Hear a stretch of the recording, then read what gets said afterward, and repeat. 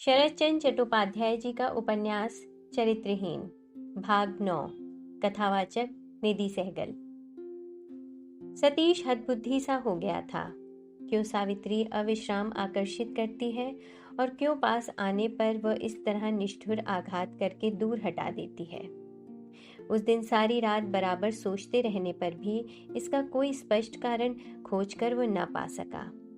पिछली रात की एक बात अब तक उसकी हड्डियों में झनझनाती हुई बज रही थी। इस कारण वो भोर में बाहर निकल पड़ा और किराए का एक मकान ठीक करके आकर मजदूर बुलाकर अपना सामान लदवाने लगा। ये काम देखकर बासा के सभी लोग आश्चर्य में पड़ गए। अधिक आश्चर्य में पड़ा बिहारी। उसने पास आकर धीरे धीरे पूछा, बाबू क्या घर जा रहे हैं? सतीश ने उसके हाथ में 5 रुपए देकर कहा, नहीं बिहारी, घर पर नहीं, स्कूल के पास ही एक मकान पा गया हूँ, इसलिए जा रहा हूँ। बिहारी ने कहा, किंतु वह तो अभी तक आई नहीं है बाबू। सतीश ने मुंह ऊपर उठाए बिना ही कहा, आई नहीं है? अच्छा, तू मेरे बिछौने को बांध दे, मैं तब तक राखाल बाबू के कमरे से आ रहा हूँ। ये कहकर बासे का देना पावना चुका देने के लिए वह राखाल बाबू के कमरे में चला गया। उस कमरे में बहुत से लोग उपस्थित थे। शायद यही आलोचना चल रही थी, क्योंकि उसको देखते ही सभी निस्तब्ध हो गए। राखाल ने जरा हंसने की चेष्टा करके कहा, सतीश बाबू, इस तरह अचानक कैसे? सतीश ने हाथ के रुपयों को मेज पर एक किनारे पर रखकर कहा, अचानक एक दिन मैं आया भी था, अचानक एक दिन जा रहा हूँ। इन्हीं रुपयों से शायद आपका हिसाब चुकता हो जाएगा। यदि ना हो तो हिसाब हो जाने पर मुझे खबर कर दीजिएगा, बाकी रुपए भेज दूंगा। राखाल ने कहा, खबर कहाँ दूंगा? मेरे स्कूल के पते से एक कार्ड लिखकर भेज दीजिएगा, मुझे मिल जाएगा। ये कहकर सतीश और किसी सवाल जवाब की प्रतीक्षा न करके बाहर चला गया। कमरे के अंदर एक दबी हुई हंसी की आवाज सतीश के कानों में आ पहुंची। बिहारी निकट ही खड़ा था। कमरे में घुसकर हाथ की छोटी सी गठरी किवाड़ की आड़ में उतारकर रख देने के बाद राखाल को लक्ष्य करके बोला, बाबू, मेरा 17 दिन का वेतन हिसाब करके दे दीजिए, मुझे इसी दम बाबू के साथ जाना पड़ेगा। राखाल ने विस्मित और क्रुद्ध होकर कहा, तू जाएगा? यहाँ काम कौन करेगा? जाऊंगा कह देने से तो जाना नहीं होता। बिहारी ने कहा, होगा क्यों नहीं बाबू, मुझे तो जाना ही पड़ेगा।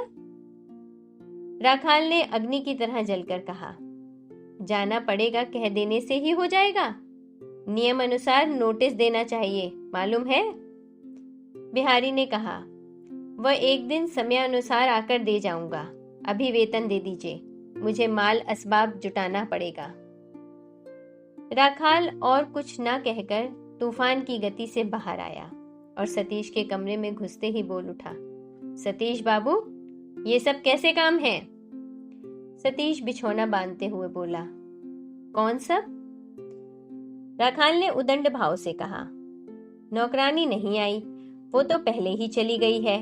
देख रहा हूं बिहारी को भी ले जाना चाहते हैं। क्यों? अपराध किया आपने, दंड हम लोग भोगेंगे। सतीश ने कहा, आपकी बात मेरी समझ में नहीं आई। राखाल ने कंठ का स्वर ऊंचा करके कहा, समझेंगे क्यों? ना समझने में ही तो सुविधा है। खुद ना जाने से तो आपको निकाल बाहर करना ही पड़ता, लेकिन जो कुछ भी हो, एक सहज शिष्टता का बोध भी क्या नहीं रहना चाहिए? सतीश की दोनों आंखें जल उठीं। पास आकर वो बोला, आप ये सब क्या कह रहे हैं राखाल बाबू? ईर्ष्या की आग राखाल को जला रही थी। बोला, ठीक कह रहा हूं, आप भी ठीक समझ रहे हैं। सतीश बाबू, कोई भी बात हम लोगों से छिपी नहीं है। अच्छा, जाइए आप। क्या ही काला सांप मकान में लाया गया था, ऐसे बासे को नष्ट भ्रष्ट कर दिया। सतीश ने राखाल का एक हाथ थामकर कहा, आप क्या कह रहे हैं राखाल बाबू? राखाल जबरदस्ती अपना हाथ छुड़ाकर गरज उठा, जाइए, ढोंग मत रचिए, जाइए, आप दूर हट जाइए। बिहारी ने कमरे में आकर कहा, सतीश बाबू, जाने दें उनको। उनका मोह कहाँ है और कहाँ है उनकी जलन, ये बात मैं एक दिन आपको बताऊंगा। मैं सब जानता हूँ। आइए, हम लोग चीज सामान ठीक कर डालें। रखाल अपने पैरों की आवाज से मकान कपाकर बाहर चला गया। सतीश ने चौकी पर बैठकर कहा, ये सब क्या है बिहारी? बिहारी ने कहा, मैं आपके साथ जाऊंगा, यहां रह न सकूंगा। सतीश ने आश्चर्य में पड़कर कहा, मेरे साथ? यहां काम कौन करेगा? बिहारी ने अविचलित दृढ़ता के साथ कहा, जिसकी इच्छा हो वह करे, मैं साथ ही जाऊंगा। नौकर के बिना तो आपका काम चलेगा नहीं। इतनी देर में मामला समझ सकने पर सतीश पल भर चुप रहकर बोला, ये बात पहले कह देने से ही तो ठीक रहता बिहारी। बिहारी कुछ नहीं बोला, चुपचाप चीज सामान बांध बटोरकर मजदूर के सिर पर उठाने लगा। वह जाएगा ही, इसमें और संदेह नहीं रहा। सतीश नए बासे पर आकर सोच रहा था, मैं कैसा हो गया हूँ? किस तरह ऐरा गैरा कोई भी मेरा अपमान करने का साहस करता है। यही नहीं, अपमान करके स्वच्छंदता से परित्राण पा जाता है। क्यों? मेरी असाधारण शारीरिक शक्ति एक तिल भी कम नहीं हुई है, फिर भी मैं क्यों मुंह ऊपर उठाकर जोर लगाकर बात नहीं कह सकता? क्यों मैं सिर झुकाए ही सब सह लेता हूँ? अपने मन की ये शोचनीय दुर्बलता आज उसको बड़ी चोट पहुंचाने लगी, और उससे भी अधिक चोट लगी इस दुख की कि प्रतिकार करने का सामर्थ्य भी मानो आज उसके हाथ से निकल गया। राखाल की क्रोध भरी भाषा ने उस रात की घटना का ही उल्लेख किया है। इसमें संदेह मात्र नहीं है कि इसी को याद करके सतीश लज्जा से गड़ गया। विपिन के आदमियों ने उसको किस तरह किस भाव से पकड़ लिया था। अंधेरे कमरे में किस तरह वह डर से मुर्दे की तरह पड़ा हुआ था। वे लोग बुद्धिमान थे और किस तरह सारी चालाकी समझ लेने पर ओढ़ने के अंदर से उसे खींचकर ले गए थे इत्यादि चित्तग्राही दुर्लभ विवरण का सत्य मिथ्या के अलंकार आडंबर से लपेटकर जो वर्णन किया गया होगा, उपस्थित सब लोगों ने किस प्रकार उत्कट आनंद, आग्रह और ऊंची हंसी के साथ उसका उपभोग किया होगा, उसका आदि से अंत तक कल्पना करके उसका चेहरा इतना ज्यादा मर्मांतक और विभत्स होकर दिखाई पड़ा कि अकेले कमरे के अंदर भी सतीश का पूरा चेहरा वेदना से विकृत हो उठा। फिर उन्हीं लोगों के सामने ही राखाल ने उसका अपमान करके विदा कर दिया। वह एक बात भी कह न सका। ये सुनकर सावित्री क्या सोचेगी? वह कुछ न कहेगी, सब सह लेगी, एक जवाब भी न देगी। उसका आत्मसम्मान बोध कितना बड़ा है, इसको भी वह जैसे असंदिग्ध भाव से समझ गया था। उसके व्यथित चेहरे की आकृति वह कल्पना में आज स्पष्ट देखने लगा। सतीश ने मन ही मन कहा कि जरूर मेरी निर्बुद्धिता से जो आज दुर्घटना हो गई है, असहाय सावित्री को उसके बीच छोड़कर चला आना उचित नहीं हुआ। लेकिन उचित क्या हो सकता था, ये किसी तरह सोचने पर भी वह समझ नहीं सका। लेकिन सावित्री ने क्या खुद ही उसको चले जाने को नहीं कहा? उसने क्या गर्व के साथ ही नहीं कहा? इसमें वह कोई अपमान नहीं समझती। बिहारी ने आकर कहा, बाबू, आपके स्नान का समय हो गया है। आज उसके कंठ स्वर में विशेष अर्थ था। सतीश लज्जित होकर झटपट उठा और तौलिया कंधे पर रखकर स्नान करने चला गया। हाय रे, जब हृदय चूर चूर हो रहा था तब भी नित्य के काम में लापरवाही करने का उपाय नहीं था। उस दिन वो स्कूल गया, लेकिन क्लास में न जा सका। बाहर घूम घूम कर ही बासे पर लौट आया और कमरे में घुसते ही किसी तरह की निराशा से मानो उसका पूरा हृदय परिपूर्ण हो उठा। इस नए कमरे को सजाकर सरियाकर ठीक ठाक करने में बिहारी ने खूब परिश्रम किया था। ये बात समझ में आ गई, लेकिन अपटु हाथ की प्रथम चेष्टा कहीं भी छिपी नहीं है, ये भी उसी तरह दृष्टि में पड़ गई। बिहारी शरबत ले आया, तंबाकू चढ़ा दिया और दुकान से पान का दोना खरीद कर ले आया। वृद्ध की अनभ्यस्त इन सब सेवाओं की चेष्टा से सतीश मन ही मन हंसने जा रहा था, पर रुलाई आ गई और उसने नेत्र पोंछ डाले। रात को बिछौने पर लेटकर सतीश सोचने लगा, जो कुछ होना था हो गया। इन सब बातों को वह अब मन में भी न लाएगा। लिखने पढ़ने के लिए वह कलकत्ता आया था, तो इसी को लेकर रहेगा या घर लौट जाएगा।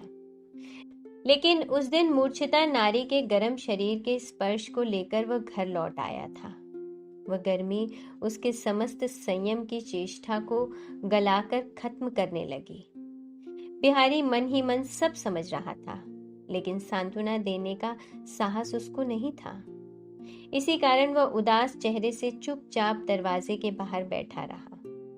प्रायः 10 बज रहे थे। उसने धीरे धीरे मुंह बढ़ाकर कहा, बाबू, बत्ती बुझा दूं? सतीश ने कहा, बुझा दे, लेकिन तू सोएगा कहाँ बिहारी? मैं यही हूं बाबू, मैंने अपनी चटाई दरवाजे पर ही बिछा दी है। सतीश ने पूछा, क्या इस मकान में नौकरों के लिए सोने की जगह नहीं है? बिहारी ने कहा, नीचे एक कमरा खाली है, शायद आपको कोई जरूरत पड़ जाए, इसलिए यहीं रहूंगा। सतीश ने विरक्त होकर कहा, ये कैसी बात? तू वहीं सोने चले जा, बूढ़ा आदमी है, ओस में मत रहो। ओस कहाँ बाबू? कहकर बिहारी वहीं पर चादर ओढ़कर सो रहा। कुछ क्षण चुप रहकर सतीश ने पूछा, रात कितनी हो गई रे? ज्यादा नहीं हुई है बाबू, शायद 10 बजे हैं। सतीश चुप सो रहा। कुछ क्षण बाद मृदु कंठ से उसने पूछा, अच्छा, तू सावित्री का घर जानता है बिहारी? बिहारी उठकर बैठ गया। बोला, जानता हूं बाबू, काफी दिनों तक उसे घर तक पहुंचाए आया हूं। सतीश और कुछ न बोला। बिहारी ने कहा, एक बार जाकर देखाऊं क्या? इस बार सतीश घबराकर बोल उठा, नहीं नहीं, तू जाएगा कहाँ? वो तो बहुत दूर है। बिहारी ने कहा, दूर बिल्कुल नहीं है बाबू। सतीश कुछ सोचने लगा, बोला नहीं। बिहारी ने धीरे धीरे कहा, बाबू, यदि 1 घंटे की छुट्टी दें तो देखाऊं। सवेरे वह काम पर आई नहीं थी, शायद बीमार पड़ गई है। फिर भी सतीश कुछ नहीं बोला। बिहारी मन ही मन घबरा उठा। आज सारा दिन वह अपनी आदत के अनुसार बातें नहीं कह सका था। उस पर से कहने के लिए विषय इतने अधिक जमा हो चुके थे कि वह एक बार फिर बोला, एक नई जगह में नींद नहीं लग रही है बाबू, फिर एक बार तंबाकू चढ़ा दूं? वह अन्यमनस्क हो गया था, इसलिए उत्तर नहीं दिया। तो भी बिहारी कुछ देर तक उत्सुक होकर प्रतीक्षा करता रहा। अंत में वह वहीं सो गया। दूसरे दिन ठीक वक्त पर सतीश स्कूल गया। दोपहर को बिहारी सब कामकाज पूरा करके हाल में ही रखे गए पांडे महाराज के ऊपर डेरे की देखभाल करने का भार देकर बाहर चला गया और 17 दिन का वेतन वसूल करने के बहाने पुराने डेरे पर जा पहुंचा। फिर भी उसको ये भय था कि राखाल बाबू कहीं ऑफिस ना गए हों, इसलिए मकान में घुसते ही नए नौकर से खबर जान लेने पर वह निर्भय होकर रसोई घर के सामने चला गया। उसने कंठ का स्वर ऊंचा करके कहा, महाराज जी प्रणाम। महाराज जी गांजा पीकर दीवाल पर ओठंग कर नेत्र बंद किए ध्यान कर रहे थे। चौंक उठे और बोले, कल्याण हो। उसके बाद माथा सीधा करके नेत्र खोलकर बोले, कौन है? बिहारी, आ बैठ जा। बिहारी पास आकर पैरों की धूली को सिर पर चढ़ाकर बैठ गया। चक्रवर्ती ने अंगोछे की खूंट खोलकर थोड़ा सा गांजा निकाल बिहारी के हाथ में देकर कहा, उस मकान में अब रसोई कौन बनाता है? बिहारी उठकर चला गया। हथेली में 2-4 बूंद पानी लेकर लौट आया और बोला, एक गंवार ब्राह्मण, एकदम जानवर है। चक्रवर्ती ने खुश होकर सिर हिलाकर कहा, भगवान उन लोगों को पूंछ देना भूल गए हैं, यही आश्चर्य की बात है। इसके बाद डेरे के नए नौकर को लक्ष्य करके बोले, हमारे यहाँ कल ही एक भूत को पकड़कर लाया गया है। उसकी समझ कैसी है उसको तो भला देखो बिहारी। आज सवेरे एक चिलम निकालकर मैंने उसे दी और कहा, तैयार करके लाओ तो भैया। मैंने सोचा इसकी विद्या एक बार देख लेने से ही ठीक होगा। कहने से तू विश्वास न करेगा बिहारी, उल्लू ने चीज को मिट्ट में मिला दिया। पर तुम लोगों को वहां कष्ट न होगा। मेरी सावित्री चतुर लड़की है, 2 ही दिन में सिखा पढ़ाकर पक्का बना देगी। उसकी अपनी 15 आना विद्या भी उसी गुरु से सीखी हुई थी। उस बात को दबाकर वो झट बोला, लेकिन मैं ये भी कहता हूँ बिहारी, पकड़ बैठने से ही कुछ नहीं होता। भैया बाबू लोगों को खुश करना, उनकी थाली में परोस देना बहुत साधारण विद्या नहीं है। इसमें बभनई का जोर चाहिए। ऐरे गहरे क्या करेंगे, लेकिन मेरा यहाँ काम करना अब हो नहीं सकता। ये तुझे मैं पहले ही कहे देता हूँ। तू कह देना तो भला मेरा नाम लेकर सावित्री से।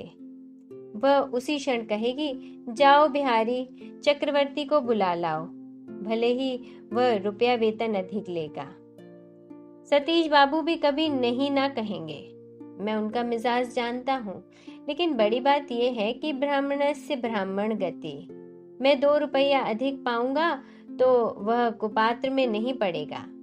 इतना कहकर चक्रवर्ती महाराज हंसने लगे।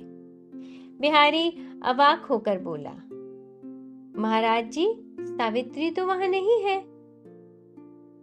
चक्रवर्ती ने अविश्वास की हंसी हंसकर कहा, अच्छा नहीं है? तू मेरा नाम लेकर कह देना, उसके बाद जो कुछ होना होगा मैं देख लूंगा।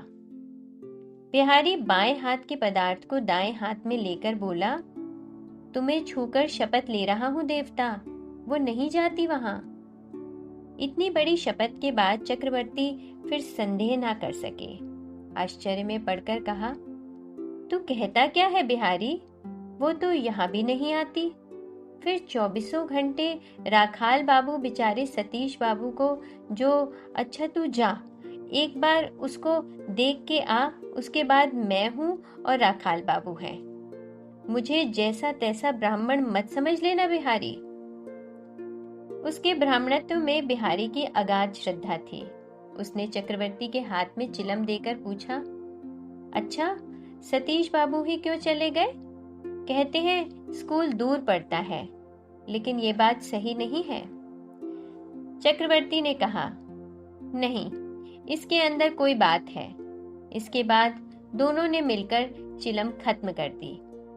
बिहारी उठ पड़ा और उद्विग्न मुख से सावित्री के घर की तरफ चला।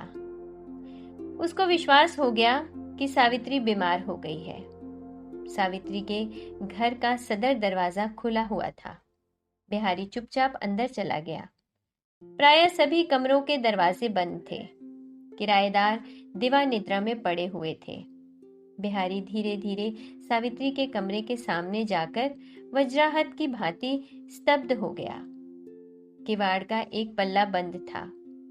बिहारी ने देखा, उसकी आड़ में सावित्री धरती पर चुपचाप बैठी हुई है और पास ही चौकी पर बिछौने पर विपिन शराब पीकर मतवाला बना हुआ सो रहा है। पांव की आवाज से सावित्री मुंह बढ़ाकर अचानक बिहारी को देखकर एक ही क्षण में मानो बदहवास हो गई, लेकिन दूसरे ही क्षण अपने को संभालकर बाहर आकर जोर से हंसकर बोली, आओ बिहारी, बैठो। उसको अपने साथ ले जाकर रसोई घर के बरामदे में उसने चटाई बिछा दी और बड़े आदर से बिठाकर खुद पास ही फर्श पर बैठकर उसने पूछा, समाचार सब अच्छा है बिहारी? बिहारी ने सिर हिलाकर बतलाया कि अच्छा है। उसके बाद सावित्री के मुंह से फिर बात नहीं निकली। दोनों ही चुपचाप बैठे रहे। कुछ देर बाद बिहारी एकाएक उठ जाने को तैयार होकर बोला, मैं जा रहा हूं, मुझे बहुत से काम करने हैं। सावित्री ने पूछा, अभी ही जाओगे? बैठो ना। बिहारी ने सिर उठाकर कहा, नहीं, जा रहा हूं। सावित्री साथ ही साथ सदर दरवाजे तक जाकर बोली, हाँ बिहारी, बाबू लोग तो बहुत नाराज हो गए हैं। बिहारी ने चलते चलते कहा, मैं तो जानता नहीं हूं, हम लोग वहां अब नहीं रहते। सावित्री ने व्यग्र होकर प्रश्न किया, नहीं रहते? वह मेस क्या टूट गया है? बिहारी ने कहा, नहीं, टूटा तो नहीं है, सिर्फ सतीश बाबू उसे छोड़कर चले गए और मैं उनके साथ आया हूं। तुम लोग क्यों चले गए बिहारी? ये सब बहुत बातें हैं, कहकर फिर बिहारी चलने को तैयार हुआ तो सावित्री ने दोनों हाथों से उसका हाथ पकड़कर अनुनय के स्वर में कहा, और एक बार चलकर बैठना पड़ेगा बिहारी। बिहारी ने सिर हिलाकर कहा, नहीं, मुझे समय नहीं है। कल एक बार फिर आओगे, वचन दो। बिहारी ने पहले की भांति कहा, नहीं, मुझे समय न मिलेगा। क्षण भर सावित्री ने उसके चेहरे की ओर तीक्ष्ण दृष्टिपात करके हाथ छोड़ दिया। अभिमान से समस्त छाती को भरकर शांत भाव से वो बोली, अच्छा तो जाओ, ये बात उनसे कह देना। इस बात से बिहारी को ठेस लगी। उसने मुंह ऊपर उठाकर कहा, उन्होंने तो तुम्हारे संबंध में जानना नहीं चाहा। नहीं चाहा? नहीं। सावित्री स्थिर भाव से प्रतिघात सहकर रूखे स्वर से बोली, किसी दिन जान लेना चाहेंगे तो शायद कह दोगे। बिहारी ने कहा, नहीं, मैं औरत नहीं हूं, मेरे शरीर में दया माया है। कहकर और किसी प्रश्न की प्रतीक्षा न करके तेजी से छोटी गली को पार करके वह चला गया। सावित्री उसी जगह चौखट पर स्तब्ध होकर बैठ गई। उसके अंदर बाहर फिर एक बार आग धधक उठी। आज वह सवेरे घर में नहीं थी, काली जी के दर्शन के लिए काली घाट गई थी। इसी अवकाश में विपिन यार दोस्तों को साथ लिए शराब पिए मतवाला बना आ गया और मोक्षदा के हाथ में 2 नोट देकर सावित्री के कमरे का ताला खोलकर बिस्तर पर बैठ गया और शराब मंगाकर घर भर के सभी लोगों को उसने पिलाई। पीकर सभी मतवाले हो गए। इन बातों को सावित्री कुछ भी जानती नहीं थी। दिन में 12 बजे उसने अपने मकान में घुसकर देखा, इस मकान की 2 पुरानी किराएदारिन शराब के नशे में गाली गलौज कर रही हैं और उसकी मौसी मोक्षदा सामने के बरामदे में पड़ी हुई टूटी फूटी आवाज में मौज से विद्या सुंदर पद गा रही है। सारे मकान में कहीं फरूही, कहीं उड़द का दाना, कहीं बतख के अंडों के छिलके, कहीं मछलियों के कांटे, कहीं केकड़ों की हड्डी बिखरी पड़ी है। पैर रखने तक का स्थान भी नहीं है। मोक्षदा सावित्री को देखते ही अपने ढीले कपड़ों को कमर पर लपेटती उठ खड़ी हुई और उसका गला पकड़कर रोने लगी। बेटी, ऐसे ऐसे बाबू जिसके हैं उसको फिर क्या कष्ट, उसको फिर दूसरों की नौकरी करनी चाहिए। पर मैं तेरी गरीब मौसी हूँ सावित्री। उसके मुंह से शराब की गंध आ रही थी। गालों पर, माथे पर, कपड़ों पर, समूचे अंग पर हल्दी के पीले दाग पड़े थे। श्वास में कच्ची प्याज की तीव्र गंध थी। असहनीय घृणा से सावित्री उसको जोर से ढकेलकर बोल पड़ी, मौसी, तुम शराब पीती हो? तुम भी मतवाली हो रही हो? धक्का खाकर मोक्षदा रोना बंद कर और आंखें लाल कर चिल्लाई, मतवाली? जरूर मतवाली। मोहल्ले के लोगों से जाकर पूछ ले, वे कहेंगे मतवाली है। मेरा भी एक दिन था रे, मेरा भी एक दिन था, मेरा भी एक दिन था जबकि 24 घंटे शराब में डूबी रहती थी। तू इसका हाल क्या जाने की, कल की छोकरी है तू। उनके गर्जन तर्जन से कुंठित होकर सावित्री ने शांत करने के अभिप्राय से कहा, लेकिन तुम पीती नहीं हो, आज एकाएक पीने क्यों गई? मोक्षदा ने और भी व्यथित होकर कहा। एकाएक फिर क्या, मैं एकाएक पीने वाली नहीं हूँ। जाकर पूछ ले अपने बाबू से, जो एक गिलास पीकर औंधा पड़ा हुआ है। अरे मर जाऊंगी तो भी अपनी मान मर्यादा न खोऊंगी। आंचल में 2 नोट बांध दिए हैं, तभी मैंने गिलास पकड़ा है। ये कहकर गर्व के साथ आंचल को उठाकर कहा, जरा सा कह देने से ही दौड़कर पी जाऊंगी, वैसी मोक्षदा मैं नहीं हूं। सावित्री ने चौंक कर पूछा, क्या बाबू आ गए हैं? मोक्षदा ने कहा, नहीं तो इतना कांड करता कौन? ये भी कहती हूँ, पी लो, कह देने से ही क्यों पीऊंगी? मान इज्जत क्या नहीं है? इसके पहले बरामदे के उस किनारे की औरतें आपस में लड़ झगड़ रही थीं। गले की ऊंची आवाज सुनकर, झगड़े का आभास पाकर वे पास ही आ खड़ी हुई। विधु ने कहा, अजी मान इज्जत हम लोगों की भी है, ताने की बात हम लोग भी समझती हैं। फिर सावित्री तो लड़की की तरह है, उसका बाबू मेरा हाथ पकड़कर अनुनय करने लगा, इसलिए पीना पड़ा, नहीं तो। उसकी बात पूरी भी नहीं हो पाई कि मोक्षदा गरज उठी, भले ही हो सावित्री का बाबू, भले ही हो दामाद, 20 रुपए आंचल में बांध लिए हैं, तभी हाथ में गिलास छुआ है। ये बातें सुनकर सावित्री लज्जा और घृणा से मरती जा रही थी। बोल उठी, चुप रहो मौसी। मोक्षदा ने कहा, चुप क्यों रहूंगी? जो कुछ कहूंगी सामने ही कहूंगी। सब जानते हैं, साफ कहने वाली यदि कोई है तो वो है मुक्की। इस बार विधु ने भी कंठ का स्वर ऊंचा बनाकर कहा, साफ कहना केवल तू ही जानती है, ऐसी बात नहीं है, हम भी जानती हैं। दामाद से 2 नोट लेकर शराब पी गई हो, 3 पा लेने से न जाने। मोक्षदा उछल पड़ी, बोली, छोटे मुंह बड़ी बात। और बोल ना सकी। सावित्री ने हाथ से उसका मुंह बंद कर दिया और जबरदस्ती उसे घसीट कर अपने कमरे में ढकेल कर जंजीर चढ़ा दी। वहीं से मोक्षदा ना सुनने योग्य भाषा लगातार बरसाने लगी। लौट आने पर सावित्री विधु के दोनों हाथ पकड़कर बोली, मौसी मुझे क्षमा करो, सब दोष मेरा है। उसकी नम्र बातों से शांत होकर विधु ने कहा, तेरा दोष क्या है साबी?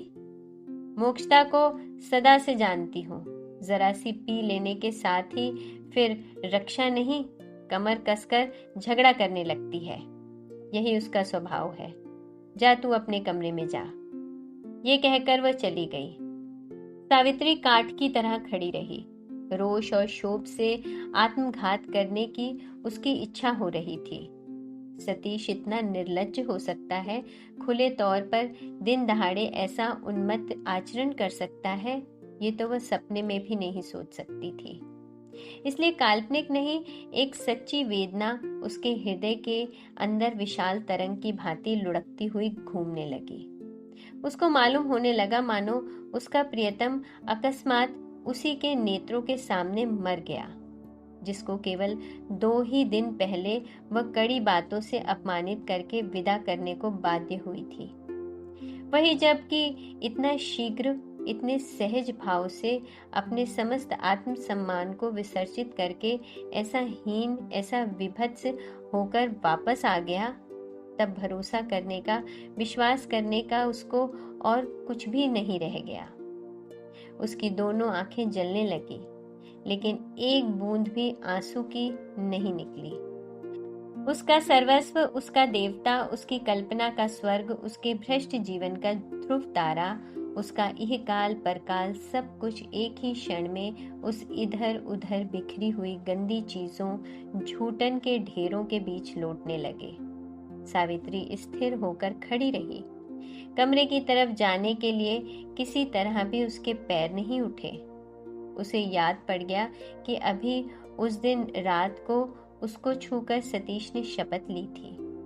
आज इतनी ही जल्दी सब कुछ भूलकर मतवाला बनकर उसके बिछौने पर पड़ा हुआ है, तब उसके मुंह की तरफ वो और देखेगी कैसे? उसी समय नीचे मकान मालकिन के कंठ की आवाज सुनाई पड़ी। वह भी आज मकान में नहीं थी। आते ही एक के मुंह से मोक्षता और विधु का वर्णन, उसके साथ ही और जो कुछ भी रहा सब सुन लेने पर क्रोध के साथ ऊपर चढ़ रही थी कि एकाएक सामने झूठे कांटे देखकर स्थिर होकर खड़ी हो गईं। हाल में प्रयाग से सिर मुंडा आने के बाद से उनके आचार विचार का अंत नहीं था। सावित्री को उस अवस्था में देखकर वो बोली, साबी, तुझे तो मैं अच्छी लड़की ही जानती थी। ये सब कैसा अनर्थ का काम है, बता तो बच्ची। सावित्री ने संक्षेप में कहा, मैं घर में नहीं थी। मकान मालकिन ने कहा, इस समय तो तू है, अब सफाई करे कौन? मैं? नहीं बच्ची, मेरे मकान में ये सब दुराचार नहीं चलेगा। अपने अपने कमरे में बैठकर जिसकी जो इच्छा हो करो, मैं कहने ना आऊंगी, लेकिन बाहर बैठाकर ये सब कांड नहीं होगा। मैं इस पर से पैर रखकर चलूंगी, छुआछूत करके जाति जन्म बिगाड़ूंगी, ये मैं ना कर सकूंगी। ये कहकर वह दीवार से सट सट लांग लांग कर किसी तरह अपने उस तरफ के कमरे में चली गई। सावित्री फिर खड़ी नहीं रही, जूठन साफ कर सारी जगह धो पहुंचकर फिर स्नान करके आ गई और एक सूखे कपड़े के लिए कमरे में चली गई। अंदर जाकर बिछौने की तरफ देखते ही वह भय से आश्चर्य से चिल्ला उठी, माँ रे, ये तो विपिन बाबू हैं। शराबी गहरी नींद में डूबा हुआ था, वह जागा नहीं, बाहर का कोई ये आवाज सुन नहीं सका। सावित्री 2 कदम पीछे हट आई, उसका सारा शरीर कांपने लगा और माथे में हठात मूर्छा का लक्षण अनुभव करके दरवाजे की आड़ में माथा रखकर निर्जीव की भांति बैठ गई। कुछ देर बाद उसकी वह दशा बीत जरूर गई, लेकिन सिर ऊपर उठाकर सीधी होकर वह बैठ न सकी। इसके पहले जिस शोभ से, जिस दुख से उसका हृदय टुकड़े टुकड़े होता जा रहा था, जिसके निर्लज्ज आचरण की लज्जा से उसको मर जाने की इच्छा हो रही थी, वह लज्जा सच नहीं है, ये सतीश नहीं है, दूसरा ही है। ये आंखों से देख लेने पर भी उसका वह शोभ, वह दुख मानो तिल मात्र भी डिगा नहीं, वरन छाती और भारी हो गई। हृदय में मानो और अंधकार हो उठा। बिछौने की ओर वो फिर देख न सकी, उसकी दोनों आंखों से आंसू टपकने लगे। हाय रे स्त्री का प्रेम! इतने दुख में, इसी बीच किस समय गुप्त रूप से चुपचाप सतीश के सब अपराध उसने क्षमा कर दिए थे। उसकी सेवा करने के लिए स्वस्थ बना देने की प्यास से वह आर्द्र हो उठी थी और उसको देखने, उसके बातचीत करने की असह्य क्षुधा से उन्मत्त हो उठी थी। इसकी खबर शायद उसके अंतर्यामी को भी नहीं लगती थी। अब उस ओर की समस्त आशाओं के एकाएक झूठ में विलीन हो जाने के साथ ही उसका अस्तित्व ही मानो दिशा विहीन शून्यता के बीच डूब गया। ठीक उसी समय उसके द्वार के बाहर बिहारी आकर खड़ा हो गया। शरदचंद्र चट्टोपाध्याय जी का उपन्यास चरित्रहीन, भाग 9। कथावाचक निधि सहगल।